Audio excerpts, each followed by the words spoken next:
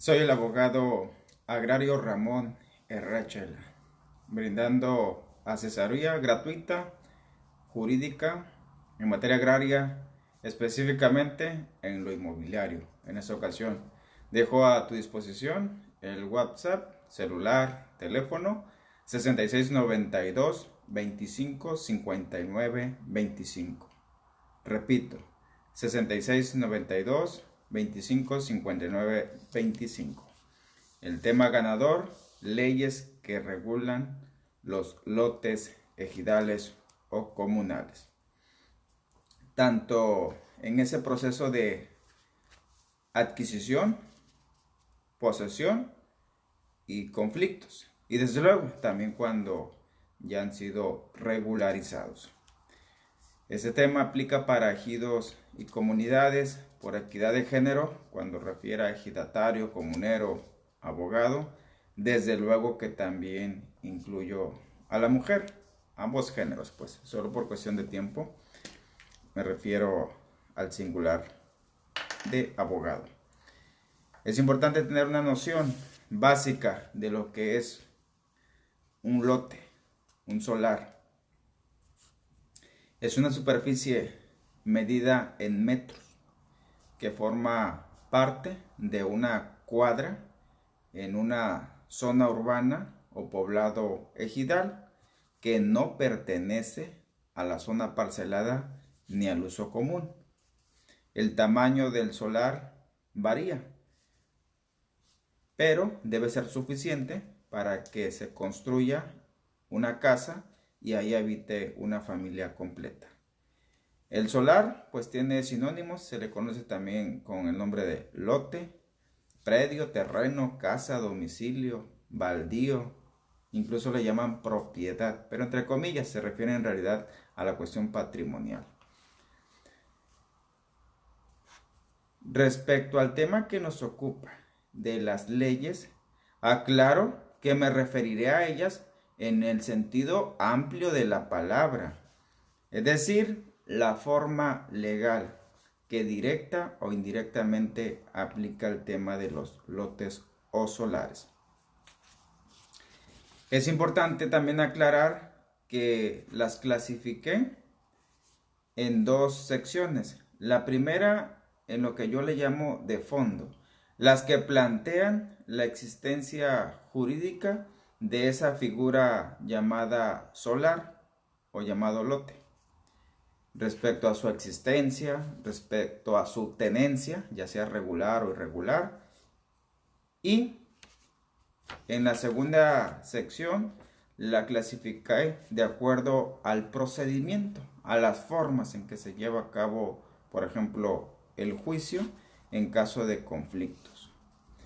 Y procuré acomodarlas en un orden de jerarquía. Esa clasificación no existe en la ley, no existe en ningún libro. Es producto de esos andares en abogacía agraria y esa estructuración ya con fines, digamos, didácticos o de asesoría para que se les facilite más su comprensión. Porque sí es un tema complejo, de hecho. En lo personal me llevó años dimensionarlo y contextualizarlo. Tomé algunos cursos, pero pues nada que ver con la realidad. Así que comenzamos. Son 3 en total, así que nos espera una interesante plática. Número 1, la Constitución Federal. Su nombre técnico, Constitución Política de los Estados Unidos Mexicanos. En su artículo 27, fracción 7, señala: se reconoce la personalidad jurídica de los núcleos agrarios, ejidos y comunidades, y se protege su propiedad sobre la tierra, tanto para el asentamiento humano como para sus actividades productivas, es decir, parcela y uso común. La ley, considerando el respeto y el fortalecimiento de la vida comunitaria de los ejidos y comunidades, protegerá la tierra para el asentamiento humano. Expresamente así lo señala la Constitución en el artículo 27, fracción séptima. Y por ahí trae algunas otras fracciones que señala el tema de los solares o al asentamiento humano, zona urbana o casco urbano. Entonces ahí está el primer fundamento. La primera ley que aplica es la Constitución Federal. Segundo, orden de jerarquía, de hecho, los convenios internacionales. México, como Estado, la República Mexicana, tiene muchos convenios firmados en materia de derechos humanos. Y, sin lugar a dudas, uno de los principales derechos humanos es precisamente la cuestión de que cada ciudadano, cada gobernado, tiene derecho a un hogar, a una casa habitación, en especial si son personas vulnerables, sobre todo si son personas menores de edad, porque por ahí precisamente el tema de los derechos humanos le da un interés superior a los menores de edad respecto a sus derechos humanos, y pues tener un domicilio o una casa es indispensable para su sano y normal desarrollo. Así que dense tiempo para averiguar esos tratados ahí en la página de la Corte, ahí están enumerados todos. Y la Corte Interamericana, a la que está sujeta México, de Derechos Humanos, ubicada en San José, Costa Rica, también ha emitido interesantes criterios en sus resoluciones, incluyendo la cuestión del derecho a un hogar, que sin lugar a dudas es extendible, se puede homologar y se puede aplicar ante las autoridades mexicanas, y la agraria está incluida. Yo y mi equipo y yo hemos sacado sentencias respecto a pleitos por posesión de solares ejidales irregulares, en donde ganamos gracias a que había menores de edad viviendo y la mamá no tenía ningún documento para acreditar que le pertenecía al solar, pero pudo más el interés superior del menor. Ahí se las paso al costo. Número 3. Recordemos que por esencia la zona urbana de los ejidos y comunidades se regulariza mediante asambleas. Por ejemplo, la más común es la de Procede, que se trató de una asamblea de delimitación, destino y asignación de tierras en ejidos y comunidades. Algunos ejidos le entraron a la cuestión de que se regularizara su zona urbana, que por cada solar se expidiera un título de propiedad. Otros decidieron que no. Los que no decidieron en Procede se animaron en FANAR. Fue otro programa que representó la continuación del Procede. FANAR significa Fondo de Apoyo para Núcleos Agrarios sin Regularizar, que principalmente estuvo vigente en el gobierno de Felipe Calderón. Concluyó FANAR como programa de gobierno y durante el sexenio de Enrique Peña Nieto implementaron el programa para la regularización y registro de actos jurídicos agrarios, RAJA por sus siglas. Hoy sigue vigente. Pues bien, esos programas de Procede a RAJA o sin programa, algunos ejidos le entraron a realizar por su propia cuenta la asamblea de delimitación, destino y asignación de tierras. Le llaman de hecho asignación de solares, así de nombre coloquial. Y principalmente ya se enfocan a las zonas urbanas, pues para que paguen predial, catastro, los impuestos, a cambio pues de los servicios públicos. Bien, originalmente se publicó durante el gobierno de Ernesto Zedillo en el Diario Oficial de la Federación el 4 de enero de 1996, lo que fue el reglamento de la ley agraria en materia de ordenamiento de la propiedad rural.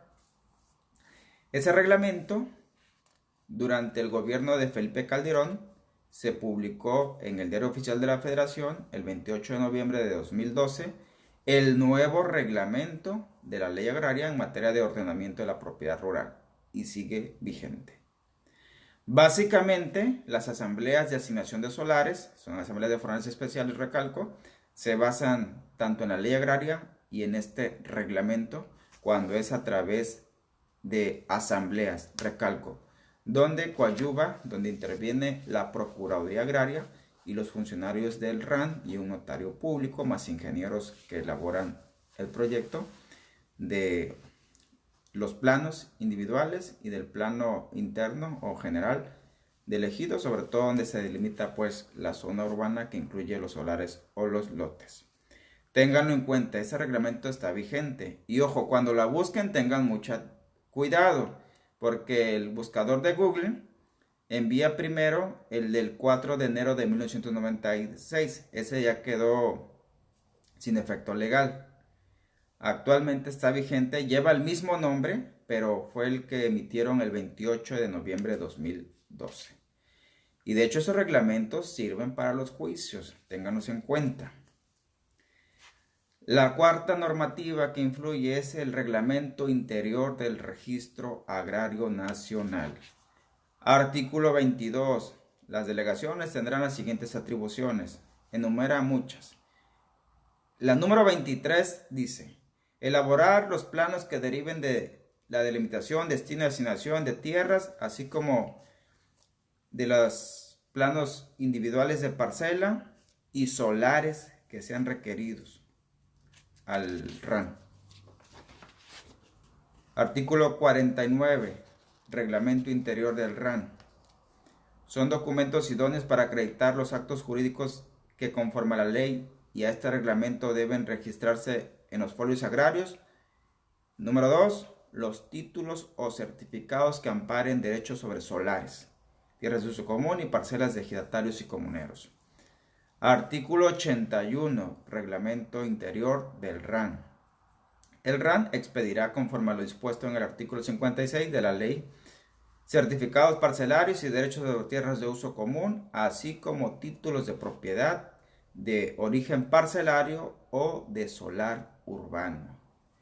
El RAN expedirá a petición de la Asamblea los títulos de propiedad de solares urbanos que resulten de la regularización de la tenencia de la tierra, los predios en los que se hayan constituido asentamientos humanos irregulares. Y continúa ese artículo.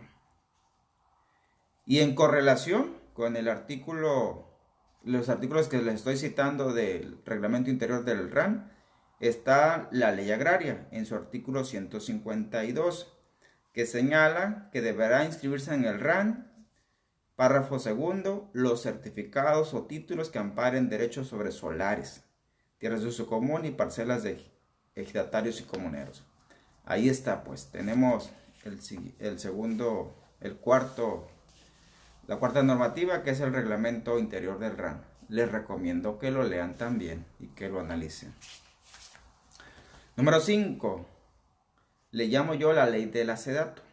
El nombre correcto es Ley General de Asentamientos Humanos, Ordenamiento Territorial y Desarrollo Urbano. Es una ley muy amplia que abarca desde terrenos nacionales,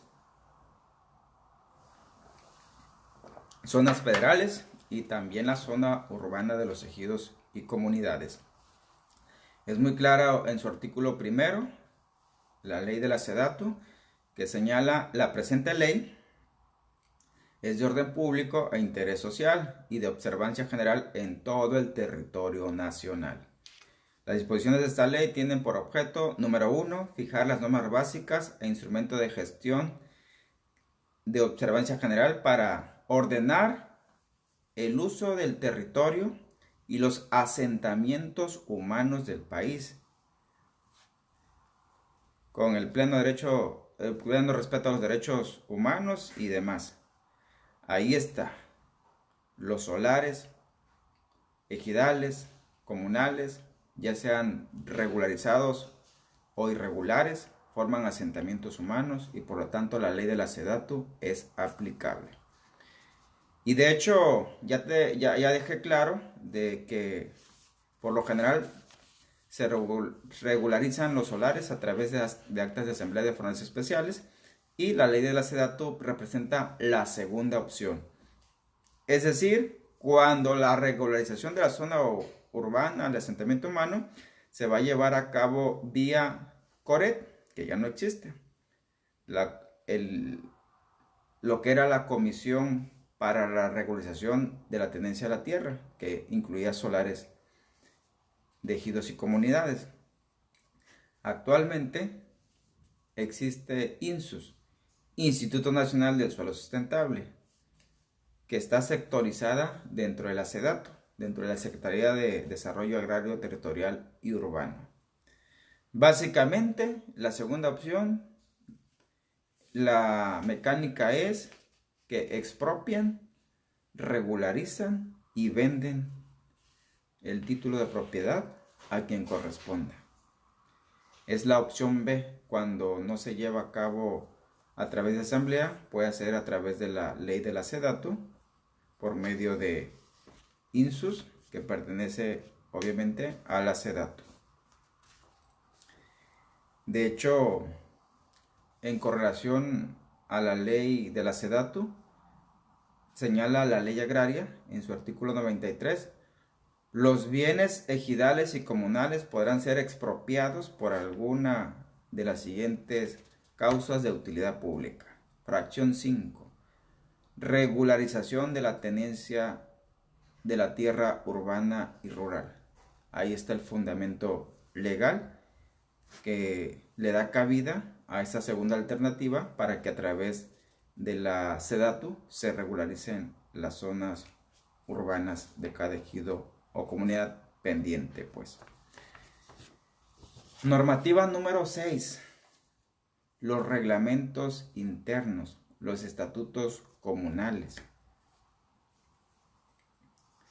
Y esos reglamentos pueden establecer las reglas al interior del ejido, tanto si los solares ya fueron regularizados respecto a su propiedad, con alguno de los dos programas que te señalé, programa de RAJA, asambleas ejidales o comunales, o expropiación por medio de SEDATU. O en su caso, el reglamento interno puede establecer la cuestión de la posesión, de la tenencia irregular, de la ocupación de los solares que integran ese ejido. Recordemos que un ejido es una sociedad que se rige por sus propias reglas al interior, y esas reglas están establecidas en sus reglamentos internos, que para que sea válido, por cierto, el reglamento debe estar debidamente inscrito en el RAN. Y ténganlo en cuenta, a veces ni los propios ejidatarios o titulares o posesionarios de solares saben si existe o no existe el reglamento. Y desde luego que influye si acaso el reglamento en algunos de sus estatutos o artículos regula la cuestión de los solares, y puede ser pues a tu favor o en tu perjuicio de tu cliente, y más vale que lo conozcas. Séptimo, los usos y costumbres reconocidas. En general dice la ley agraria, dice la Constitución, que los usos y costumbres hay que respetarse, sobre todo si están reconocidos legalmente, siempre y cuando no violenten derechos humanos, sobre todo pues aquellos usos y costumbres que, por ejemplo, le pretenden desconocer a la mujer el derecho a ser titular de un solar o ser titular de un derecho, o tener tener ella un solar. Eso sí es violatorio de derechos humanos. Y los usos y costumbres, pues, a pesar de que pudieran no estar establecidos en un reglamento interno o es su equivalente, pero si son conocidos en la zona, si son conocidos en ese ejido como tales, por ejemplo, que puede ser motivo de usos y costumbres, pues establecer que si los hijos de ejidatarios también tienen derecho a un solar, por el hecho de ser hijos de ejidatarios, o que bajo qué circunstancias se puede asignar o reconocer la posesión de un solar, si está permitido que se venda, que se regale, que se ceda gratuitamente, bajo qué condiciones, o también de hecho puede establecer cuáles son las formas en que se le puede privar o quitar o desconocer el derecho a la posesión a alguien que viene ocupando un solar. Y luego el típico dilema, que si un solar ubicado estratégicamente es más útil por el interés colectivo por el beneficio público de la comunidad o elegido ante el interés personal. Me ha tocado varios casos donde, por ejemplo, al ejidatario le recogen el solar que tiene ahí cercado para construir ahí, por ejemplo, un taller para personas de la tercera edad. Y pues ahí está el dilema, que cuál es más importante, si el beneficio personal del ejidatario que le habían dado una constancia de posesión 15 años atrás, o ahora la posibilidad de que construyan un taller para personas de la tercera edad en ese solar. Pues a veces terminamos negociando de que le den un solar con las características equivalentes y se llega a un buen convenio. Pero esos son usos y costumbres también, a lo que voy. Ahora bien, vamos sobre los otros leyes, reglamentos o fundamentos legales que aplican cuando ya se vienen los conflictos, las demandas, los juicios contenciosos, pues. Es aplicable la Ley Orgánica de los Tribunales Agrarios. En su artículo 18 establece que es competencia de los tribunales agrarios. Inciso párrafo quinto. Es competente el Tribunal Agrario para conocer de los conflictos relacionados con la tenencia de las tierras ejidales y comunales. Entonces ahí está claro. Desde luego que un solar irregular sigue siendo tierra sujeta a los ejidos y comunidades, y por lo tanto ahí se fundamenta la intervención, la facultad, la competencia de los tribunales agrarios. Ese mismo artículo 18, en su fracción 6, competencia de los tribunales, de atender las controversias en materia agraria entre ejidatarios, comuneros, posesionarios, avecindados entre sí, así como los que se susciten entre estos y los órganos del núcleo de población. En pocas palabras, entre ellos puede haber conflictos por posesión de solares irregulares, y entre ellos se pueden demandar, o entre ellos pueden demandar al ejido, a la comunidad, a través del comisariado. A eso se refiere esa fracción 6. Ténganlo en cuenta también cuando anden buscando el fundamento legal para la competencia de los tribunales agrarios respecto a conflictos solares irregulares. Y pues por excelencia está la ley agraria, número 9. La ley agraria pues aplica tanto para el fondo y la forma de la cuestión de los solares ejidales que se van a juicio.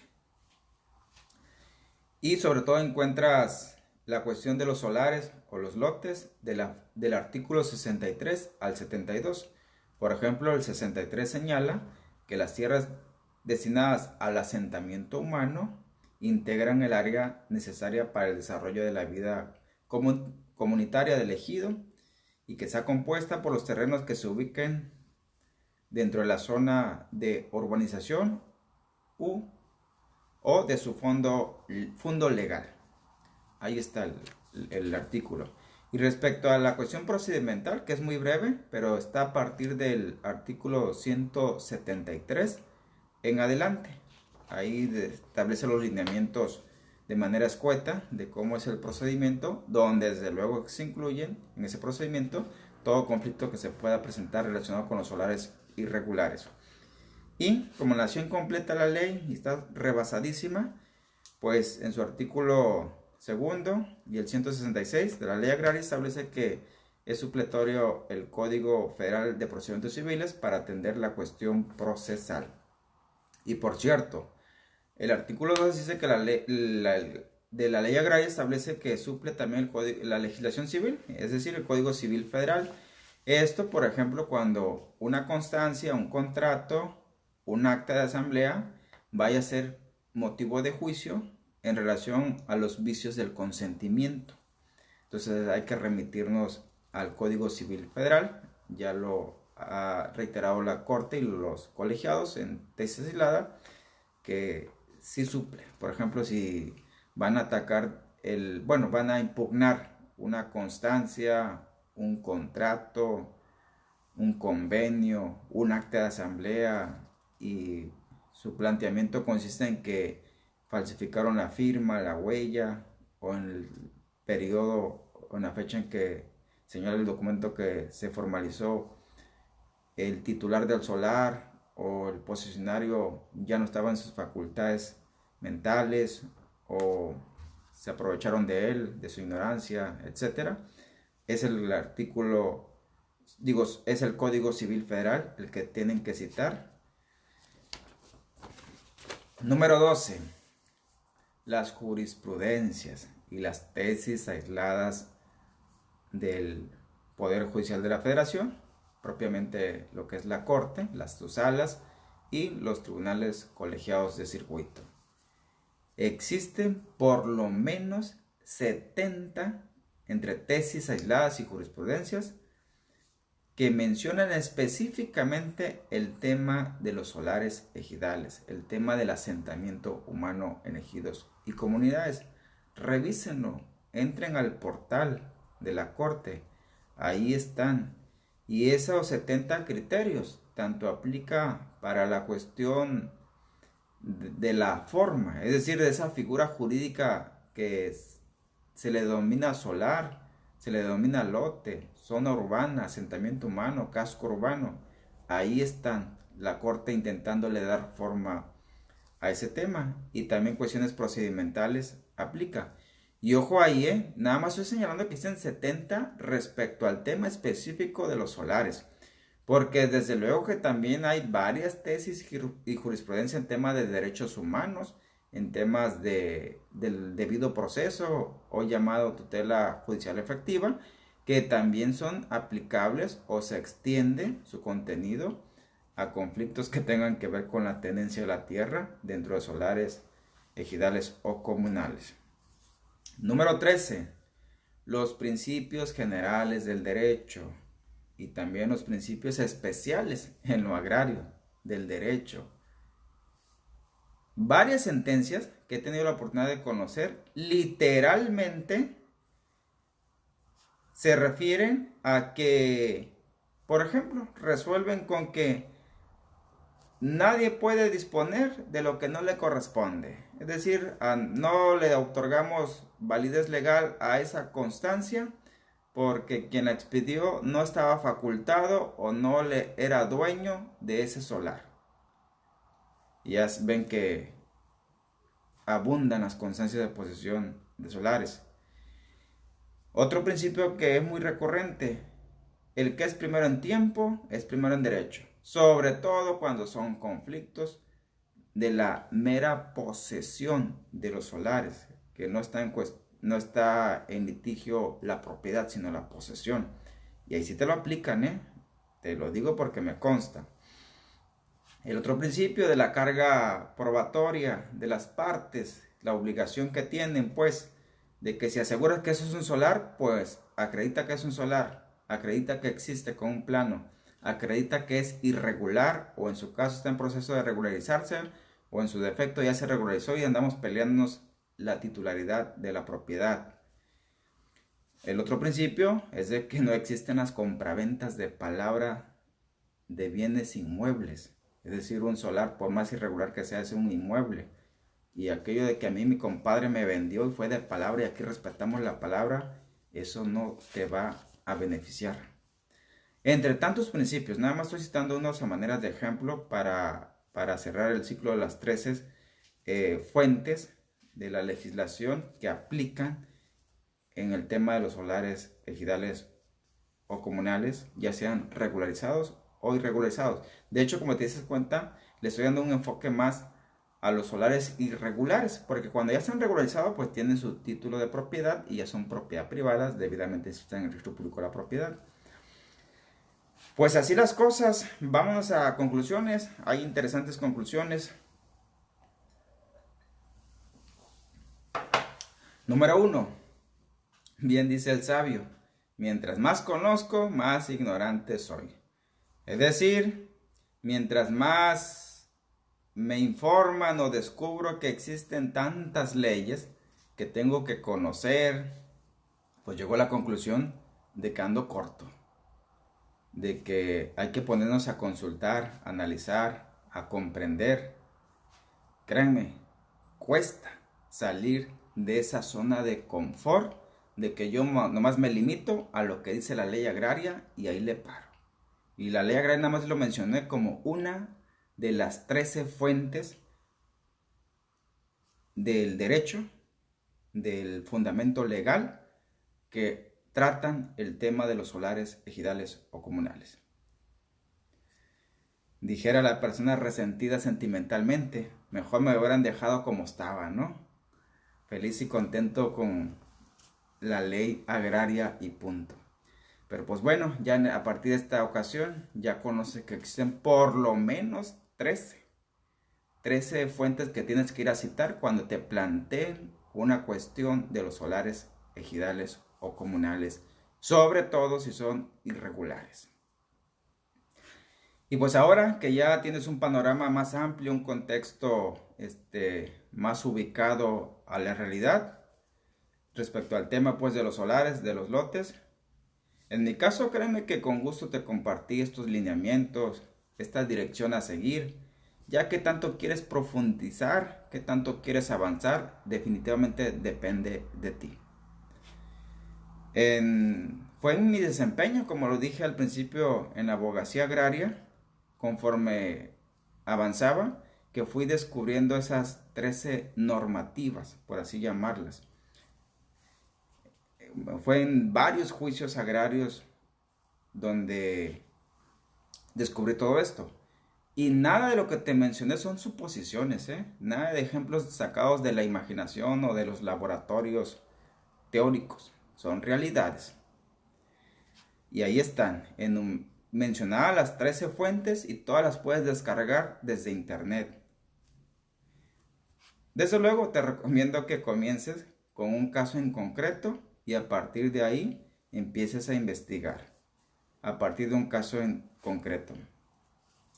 Si te das cuenta, por la cantidad de las normativas, debería existir hasta un compendio, una colección legal únicamente aplicable a la zona urbana ejidal o comunal, es decir, a los solares y lotes.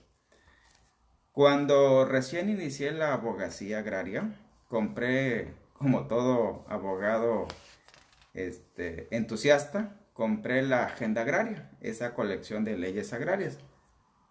Nunca la volví a comprar, en serio, no me sirvió. El 95% de su contenido no sirve.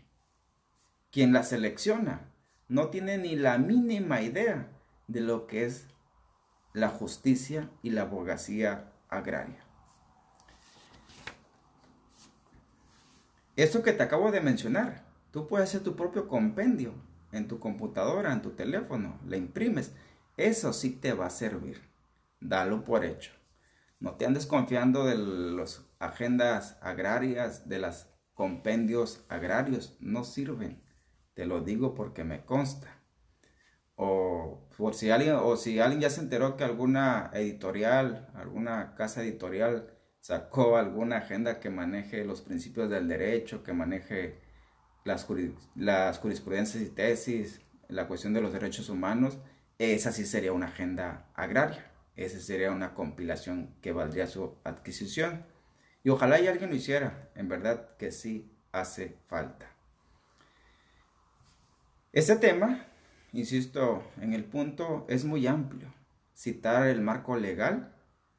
De lo que te acabo de mencionar, por cierto, de las 13 fuentes y la forma superficial en que lo abordé, no representa ni el 10% del total del trabajo que se requiere para entenderlo en toda su dimensión. Pero sí, sin dudas, es una columna vertebral jurídica que te va a ser de mucha utilidad. Ahora falta pues que tú te des el tiempo de empezar a leerla, interpretarla, asimilarla, desde ese enfoque, eso sí, de enfoque práctico, desde ese punto de vista real y actual. De hecho, siempre he dicho que se ocupa un curso, un buen curso, un diplomado, pero de a de veras, pues no esos teóricos, que abordaran este tema de las legislaciones aplicables al tema de los solares de los lotes irregulares dentro de las zonas de asentamiento humano de ejidos y comunidades, que hasta el tema es larguísimo para poderlo ser más específico. Y fíjense que en ocasiones, desde luego, sigo aprendiendo y lo digo en serio. A veces me pongo a ver videos cuando hacen invitaciones, pero la mayoría de los que abordan estos temas, que son pocos de hecho, sí tienen información valiosa, sí tienen experiencia, sí tienen conocimiento que es muy útil, pero luego les sale su añoranza. Luego empiezan con su narrativa casi bohemia, que cuando nació la Secretaría de la Reforma Agraria, que las brigadas de ejecución agraria, que los inicios del RAN y todo eso.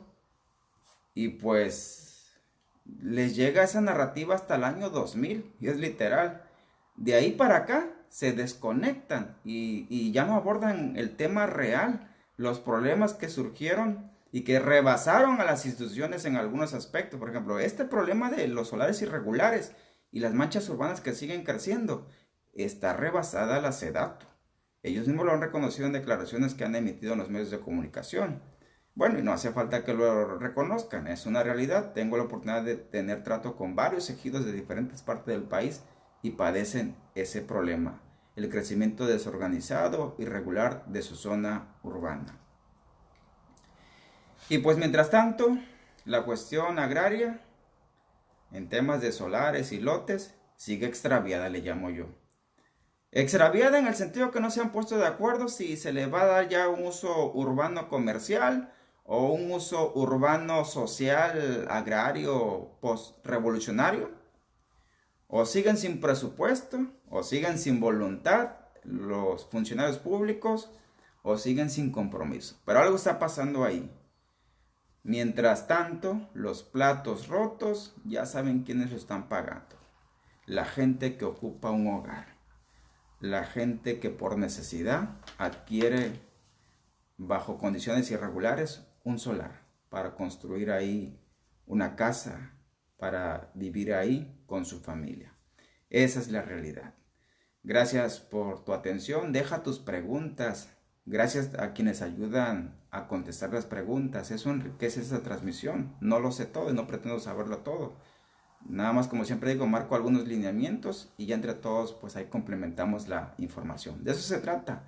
También déjanos tus saludos. En verdad que es una de la mejor forma en que puedes agradecer este esfuerzo que hace el equipo.